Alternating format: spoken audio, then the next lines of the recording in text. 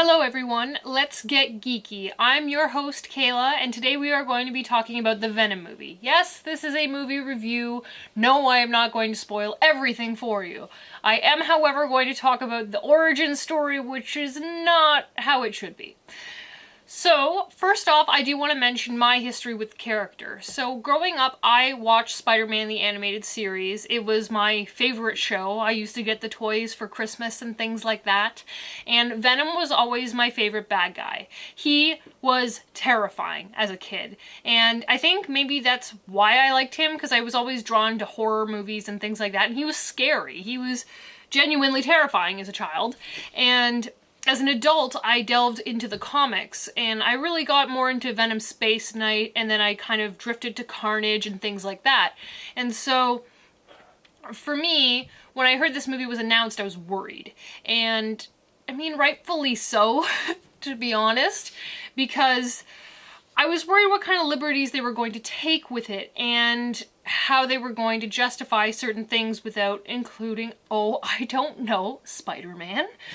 So, I am going to talk about what I really liked about the movie, but first and foremost, I'm mostly going to focus on the origin story and what's wrong with it.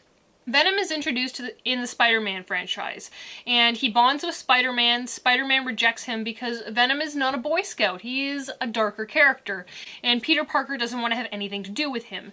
Well, when that happens, Venom is bitter, and he wants to seek revenge on Spider-Man. Eddie Brock worked for the same publication as Peter Parker. He ends up getting fired and disgraced, we'll say, and he blames it on Spider-Man. So while he doesn't know who Peter Parker is in respect to him being Spider-Man, he knows of Peter Parker and Spider-Man. Later on, Eddie becomes he hits rock bottom. They meet each other in a church and they bond, and then they form this mutual hatred for Spider-Man, and they want to destroy him. So through Venom's creation, we really see this sort of angry, aggressive, distraught sort of individual who main goal, destroy Spider-Man at whatever cost. And one of the reasons why Venom is such a scary villain for Spider-Man is that he can't pick up with his spidey senses when Venom is around, because the suit or symbiote bonded with Spider-Man, it's part of him in a sense, and so he can never pick up on when Venom's around. And Venom, he's not a great guy, especially at the beginning. He does become an anti-hero later on in the comics, but it takes a while to get there, and through character development and a lot of storytelling is when that happens, and we don't get that in the movie. We get a different story arc where Venom has come to Earth, he eventually bonds with Eddie, but there is no Spider-Man involved, and so we really just sort of see Venom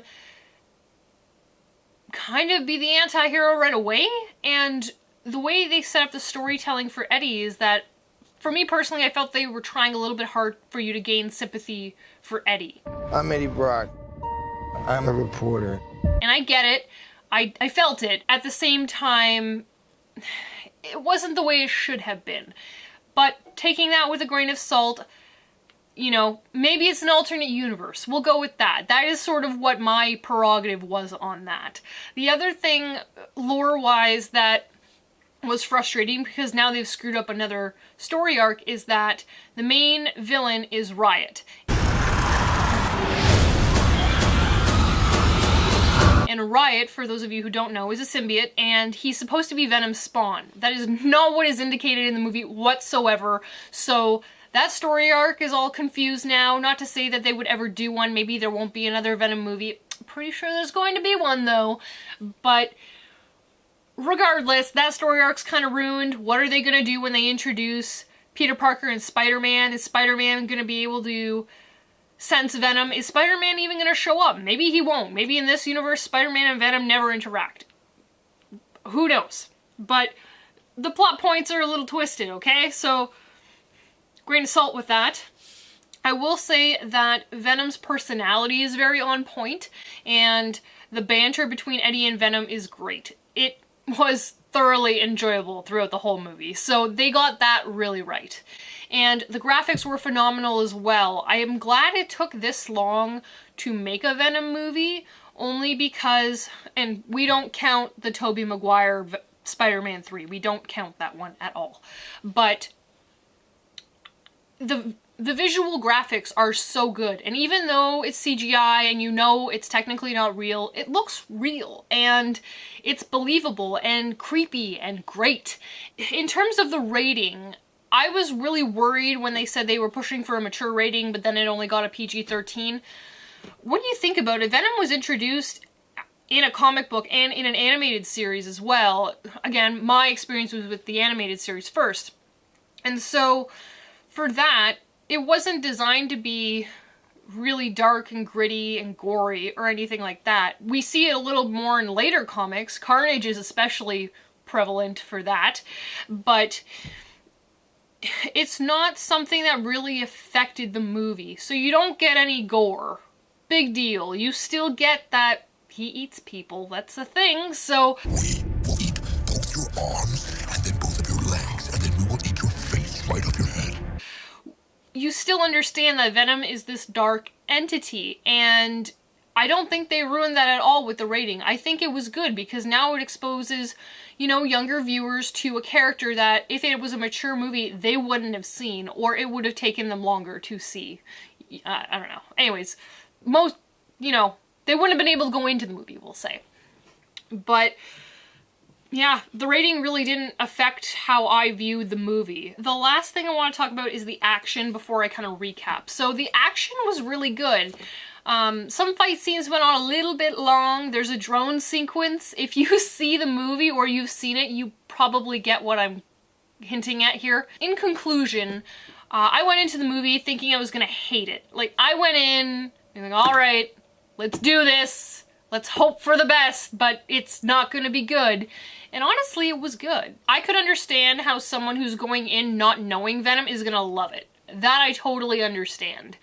I also understand from the perspective of someone who is lore-based and wants everything to be the way it should be and canon, you might not be happy. It's not correct in the lore sense, but I do think that as an alternate universe, it works.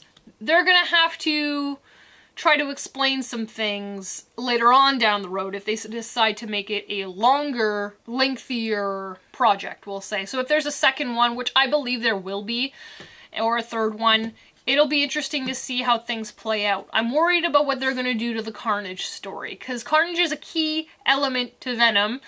They kind of go hand in hand a lot of the time, at least in the introductions of them, and so I'm a little worried. But again, this movie totally didn't disappoint me, and I'm probably going to buy it. Let me know what you thought of the movie if you have seen it in the comments. If not, let me know if you plan on watching it or if it's something you're just gonna pass on.